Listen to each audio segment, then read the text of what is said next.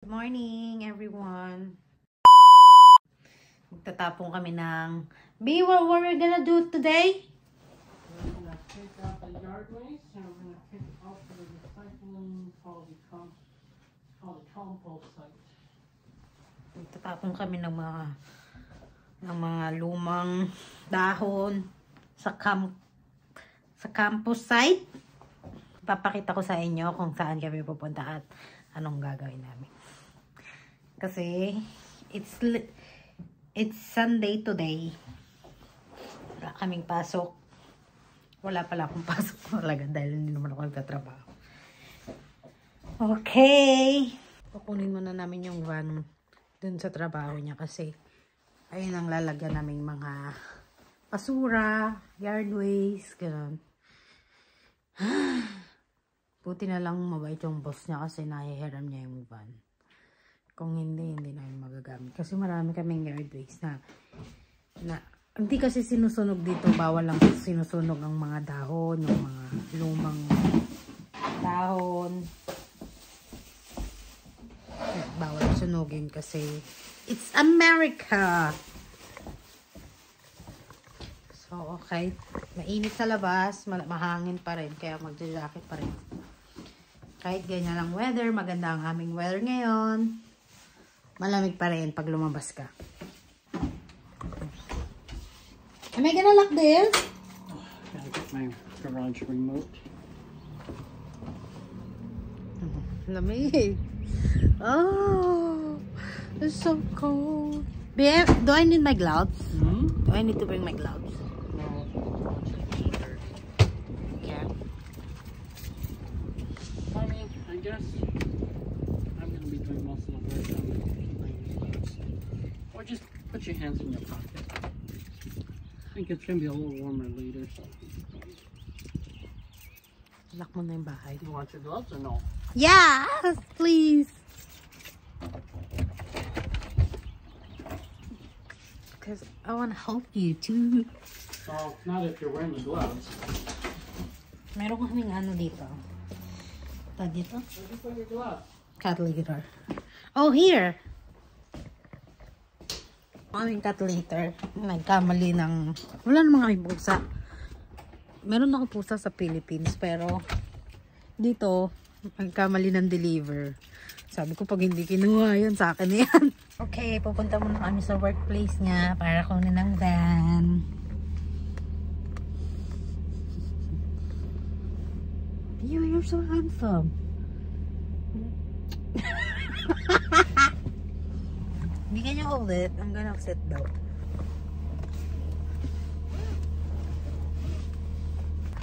Okay. Oh, I forgot to make spaghetti. I'll do it when we get back. We're just going to get the van. Okay.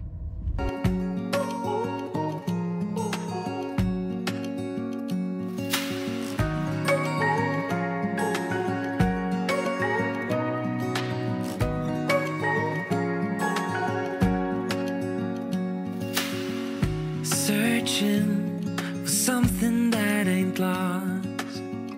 Have we got it? Our lines crossed. We're wasting time on stuff that doesn't really matter. While naman dito sa sasakyan, kaya lang marami, mga 10 nasa ako, parang ganun. Kaya lang ayaw niya kasi mga amoy yung sasakyan niya ng ano. Maarte, no? Maarte pa sa akin. Pwede naman dito. Kabagay. Ano kasi yun yung mga basura. So, hindi ko rin masabing maarte. Para siyang may utak. Ganon. Wala kasi akong utak eh.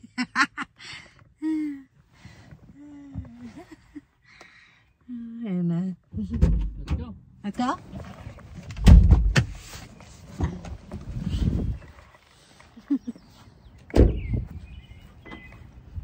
You're gonna park your car there? Okay.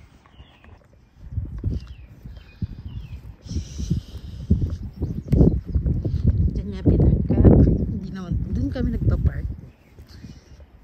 Ito yung gamit naming truck pag nagde-deliver. magdi-deliver na naman. Ito naman, pagka konti lang ang deliver. Thank you, baby.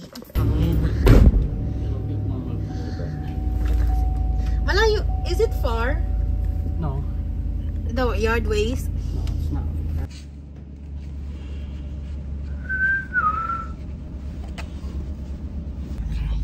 We're gonna drive up to the site just to make sure they're open because I don't want to pack everything and then they're not open and then I have to unpack it.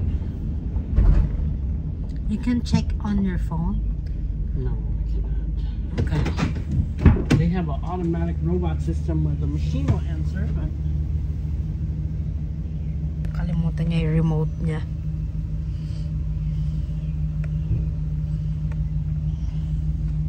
Ano kami? Bye-bye, guys. Update ko na lang kayo mamaya. Wishing for something better.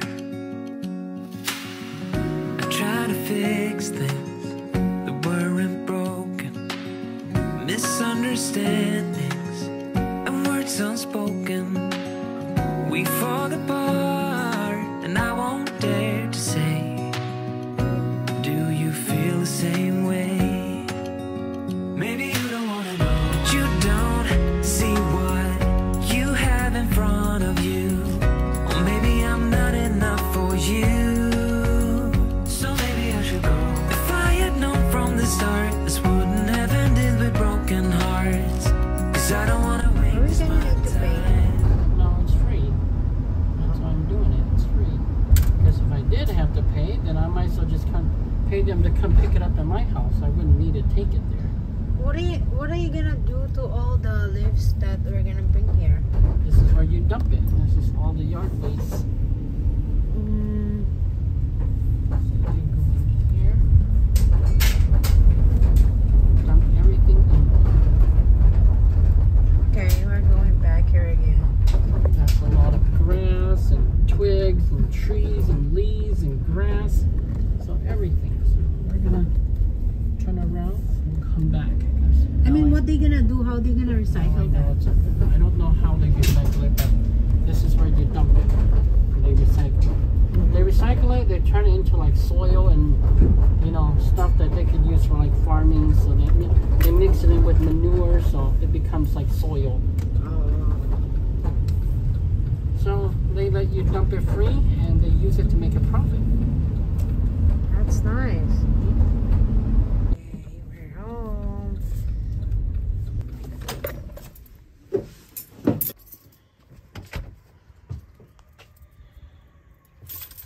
Kunin namin yung mga basura. I should have brought it home. It'll make things a lot easier. Next time I gotta remember to do that.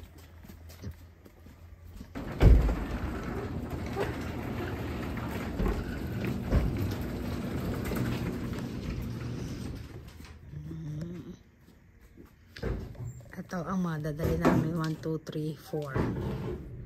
4.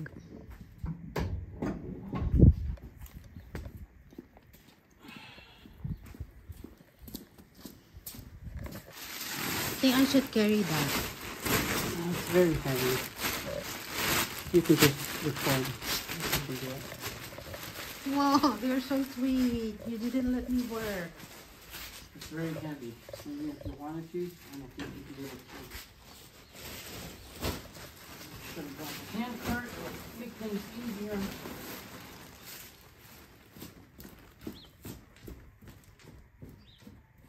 Wish I had a wheelbarrow. What's that? Like one of the, you know, it's like a big. Oh.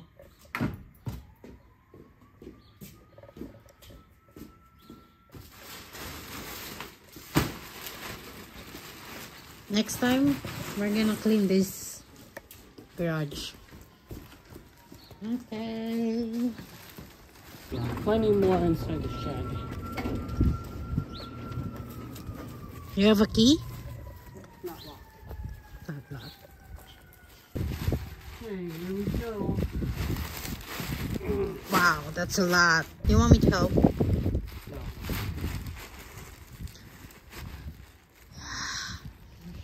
That's the hand cart.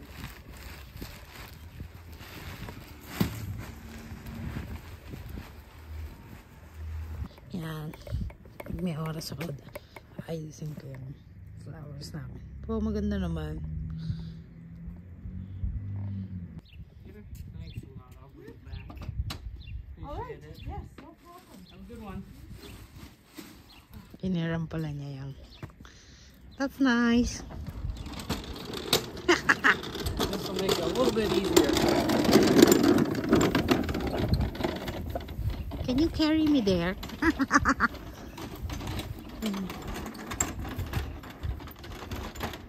just don't want to drag it in the grass because those twigs might break the bag and then it can be all over the place.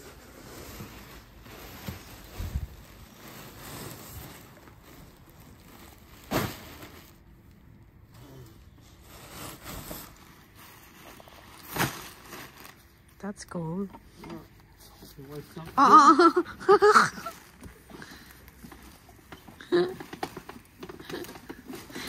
Yes, love.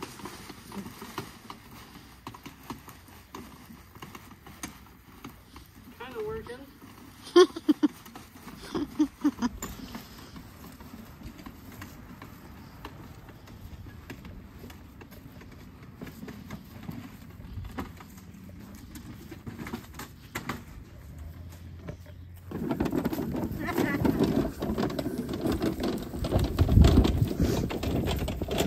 Also, smaller bags, so it shouldn't be too heavy. Turn it this way.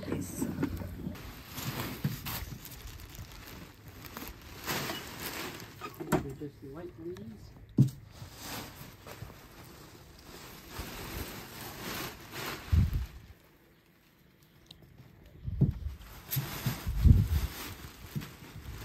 Yeah, I'll let you do the wagon. I'll carry these two.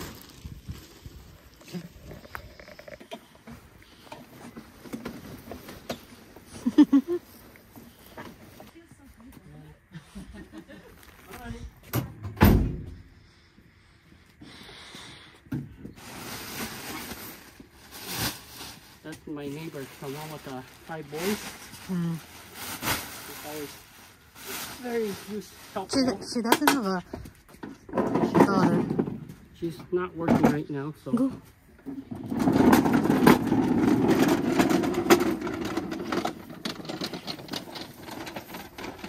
Maybe she doesn't have a daughter. No, she doesn't. Just sons. 5 boys. Wow. Boys are big now too. Pangpatagalin. Pangpatagal. Okay, these are not so heavy anymore, so we could probably do it by hand. We got all the big ones already.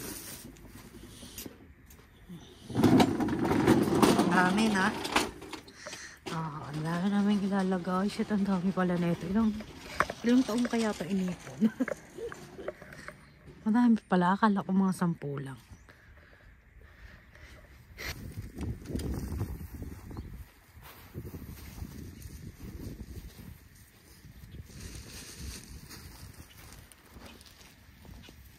Okay, tapos na kami. Gagawara na kami. Gagawara na kami. Sobrang naman, grabe.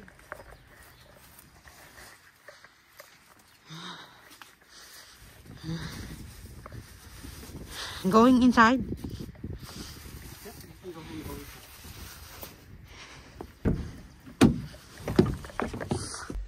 Grabe. Kahit mainit, masikat ang araw. Sobrang lamig. Grabe. Hindi ko kakayanin. Parang gusto ko na umuwi sa Philippines. Okay lang kahit mainit. At least, hindi malamig sa katawan. Ayoko na dito. Parang akong tinitigasan. Yun na po ang aming dumpster. Okay. Maybe how many months you save this? Since last year? Last year? Yes. That's so crazy. Yes, it is. So, ngayon nandito na ako. Naglilinis-linis na siya. Dati kasi medyo tamad-tamad eh, no? Because I don't like going out there a lot. I always wait until I have a lot and then I go out there. Because if I don't have a lot and I'm always going out there, it's just kind of a waste.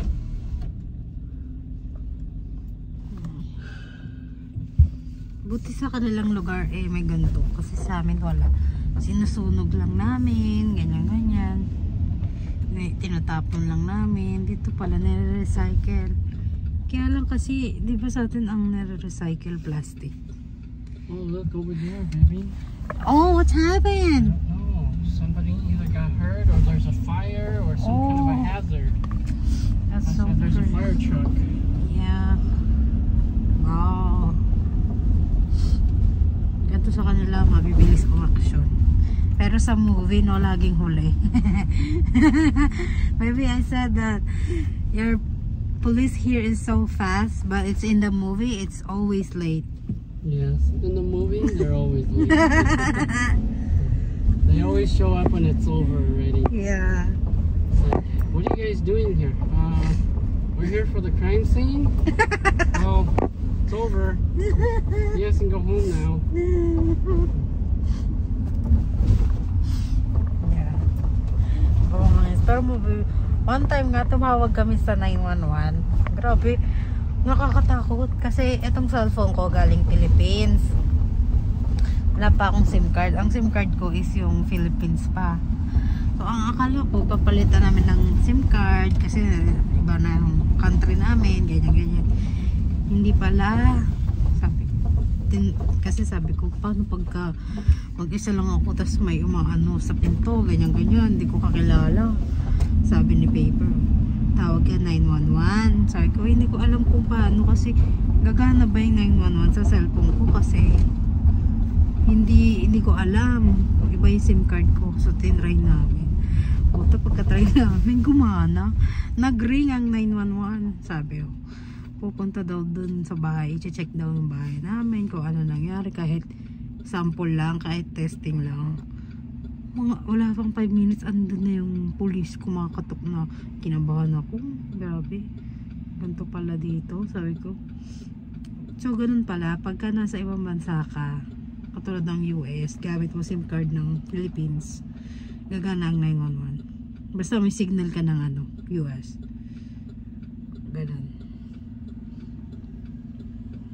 Ganun pala, no? Baby, what if I don't have SIM card? Is 911 is working too? We tried it and it works, remember? I have SIM card eh. If you don't have a SIM card, it may not work. But if you have a SIM card, it doesn't matter which country it's from, it does work. Oh, I wasn't sure about yours, but I tried it and it did work. So it doesn't have to be a USA SIM card. Any SIM card would work. Pagka wala kang SIM card, parang hindi siya gagana kasi walang signal. If you don't have a SIM card, it's probably not going to work because the SIM card is like the brain. Yeah. It's like a person without a brain. They wouldn't be alive. They'd be dead. But if you had a brain, then it doesn't matter if you're dumb or smart. You'd be alive. Yeah. Ganun pala yun. Kailangan may SIM card ka. Kahit anong SIM card, kahit anong country ka, basta may SIM card cellphone mo at nandito ka sa US, gagana ang 911. Pero pagka wala, hindi gagana. Pero I think if you don't have a SIM card, you can call online. Is it work? If you don't have a SIM card, your phone won't even operate. Your SIM card is like your operating system. They don't have an online call like using Wi-Fi Well, only. how can you go online when your phone can't even operate? It'll turn on, but... Using Wi-Fi. Yeah, but you can't even use Wi-Fi if you can't get on. No, this phone can work even there's no SIM card. You try it? Yeah, I tried You before. check the SIM card and you can still run the phone? Yeah.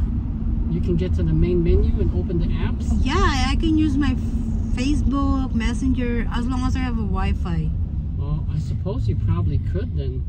Yeah. But I know that for most phones, if you take the SIM card out, you wouldn't be able to start it up.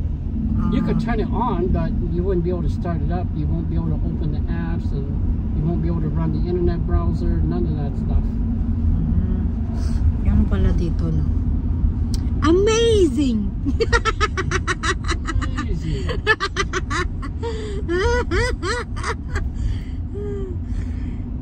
Amazed. I'm always amazed. The police is so fast. The signal is so fast. It's Well, depend on your Wi-Fi. Well, like I said, it depends where you live too, because my location where I live, it's only 5 minutes away from the police station. The fire station is very near too. It's only like 5 minutes away. So I'm actually in a really good location. Sa pagkain, pag ako namimili, kuha lang siya, basta pagkain. Eh, hindi naman ako pala kain. Ayoko ng pagkain. Gusto ko gold.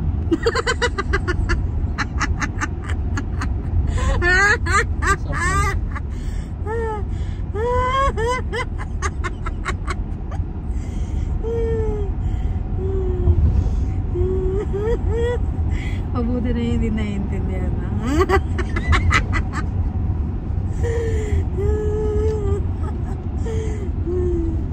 I'm just kidding. I'm just kidding. Baka may mga manonood magbabash sa akin na gold digger ka pala eh.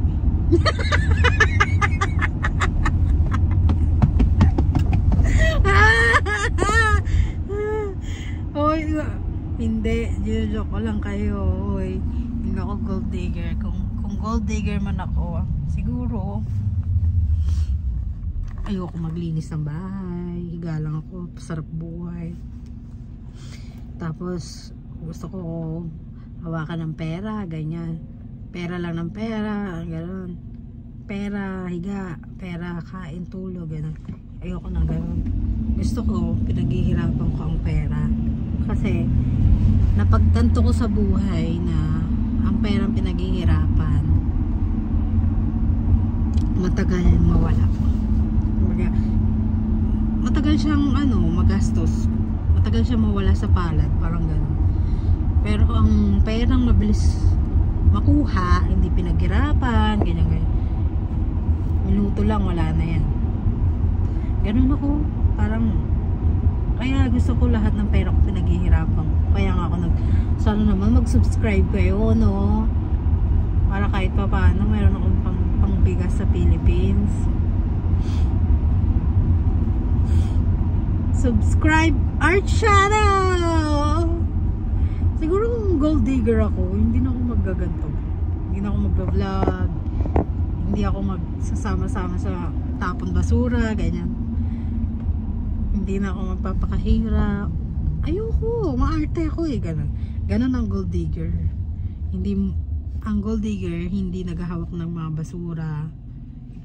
Hindi. Ano lang, arte lang. Higa lang, tulog, kain. Sarap buhay. Ganyan mga gold digger.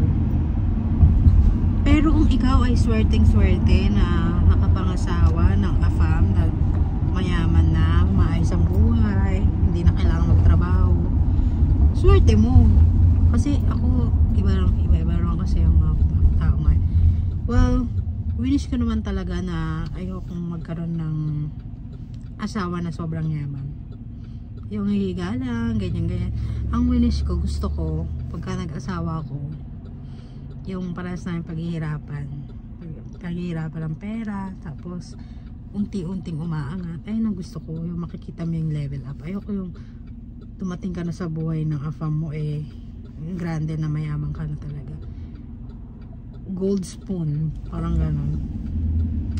Tinatawag nilang gold spoon na. Yung parang kutsara mo, gold na, tinidor mo, gold na. Gold ka mismo, parang ganon. Ito kasi yung napangasawa ko, medyo may kaya-kaya lang na may bahay siya, may sasakyan siya, may anak siya.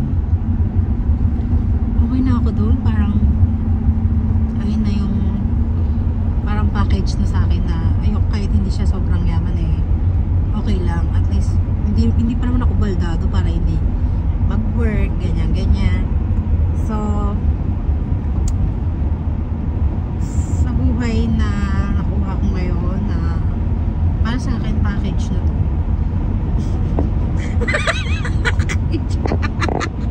Natatawa ko sa masasabi ko. Package na kasi hindi lahat ng lalaki suswertehin ka. Well, swerte naman ako kahit na may anak siya di ba? Mabait siya sa mga anak, mabait yung mga anak niya sa akin. Wala kaming problema, ganyan.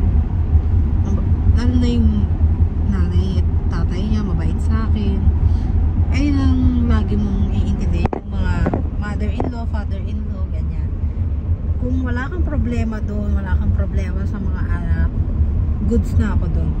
Parang ayun na siguro yung ano, hindi namin problema yung pera dahil masipag naman siya, nagtatrabaho siya, 2 trabaho, diba? Sobrang sipag, so kaya parang wala na akong hihilingin pa na ay sana ganito, jet yung sasakyan namin. Ay, bongga ka, jet, ano ka? Presidente, anak ng presidente, parang gano'n. Hindi naman, ayoko nang humiling ng sobra kasi baka mamaya hiling ka lang hiling, tapos yung mga ginagawa mo masasama ka lang, diba? Kailangan ano lang tayo, normal middle edition, parang gano'n. Oy, hindi naman kami middle class, nasa sumunod sa middle class. Merong simple life, ay merong sige, simple life na lang. Natatawa ako. Diba? Ganito ang buhay sa Amerika. Mahirap. Lalo na't malamig. Pag ganito kalamig, parang ayoko magtrabaho. Gusto ko, lagi akong nakahiga, natutulog. Kasi diba mga Pilipino pag malamig, nakahiga lagi. Kasi minsan lang malamig sa Philippines eh. Sobra init doon. Kaya pag minsan umuulan, doon gumagawa ng bata. Charot lang. Hoy, gusto ko rin gumawa ng bata. Gabi-gabi nga kami gumagawa. Nang makaisa rin, no? Gusto namin magkaroon ng anak. Gusto ko makakaya itsura ni paper na lang. Kasi ayoko makuha na ko yung ilong ko. Ayoko ma-disappointed.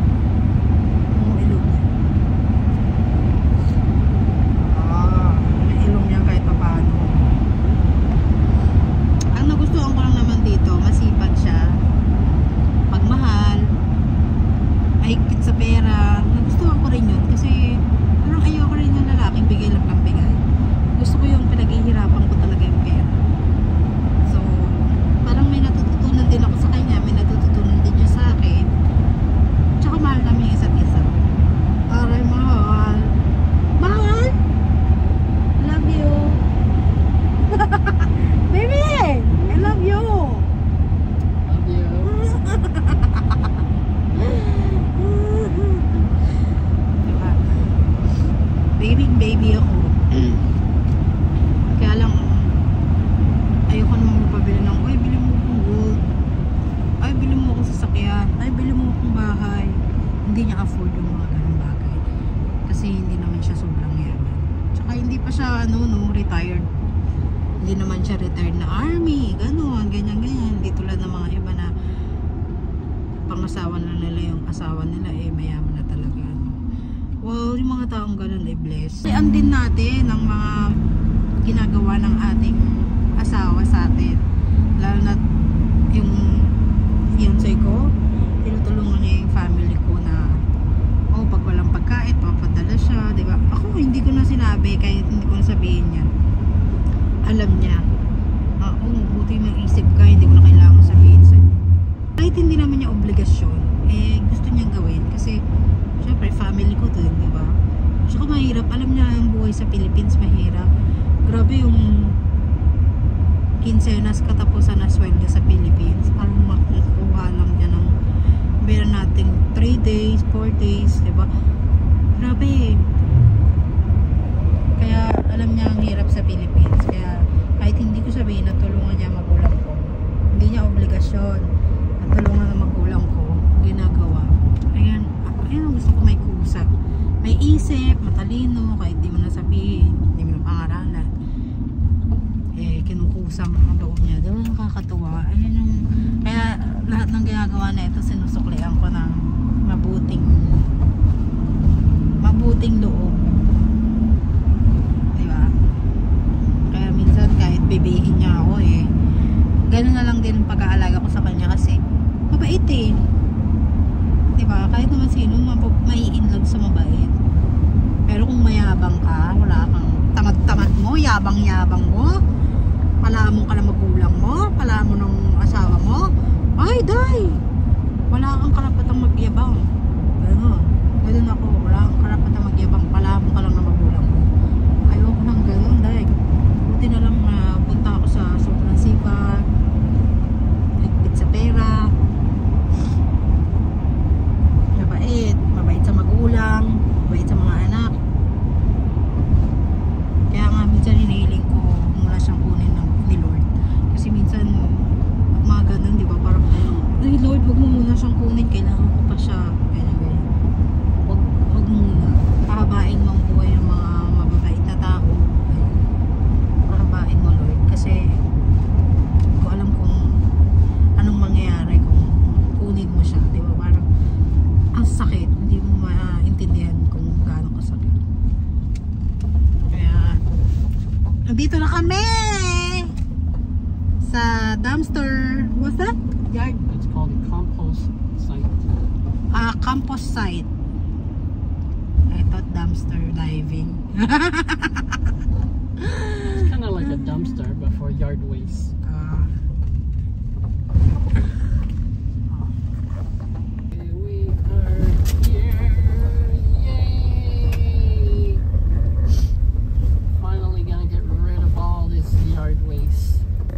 There's always people here. Everybody's got some yard waste they want to get rid of. So we're just going back in. Are you gonna get all the plastic too? Yes, I'm gonna save some of the bag and reuse it. That's cool. I never waste it. Ito pa sa mga nagustuhan ko sa kanya, hindi siya aksayadong tao. Yung, ayan, tulad ng plastic na yan, tatapon na dapat, diba? Yung nakuha niya pa para lagayan ulit ng basura sa susunod na fall season. Diba? Napaka sipag, napakatipid, tulad nung sapatos na karaan. No? Sabi ko, bumili ka na ng sapatos. B, do you need my help? If you want. Okay. Tulungan ko kasi nakakaya namang. Sitting pretty lang ako, hindi naman ako gold dito, no? These little white ones I'm not keeping hot. These little white ones I can just rip it apart. Run pot!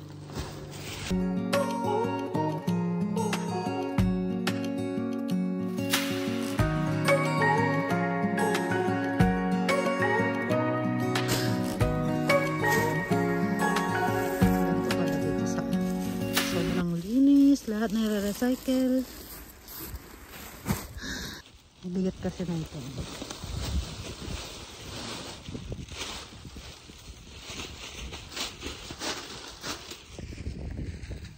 Medyo mabigat kaya ginawa niya. Ang dami. Hindi namin alam kung maglalaba kayo mamaya. Hi! Sa US. May experience mo dito yung pasok na ako, nalamig na ako.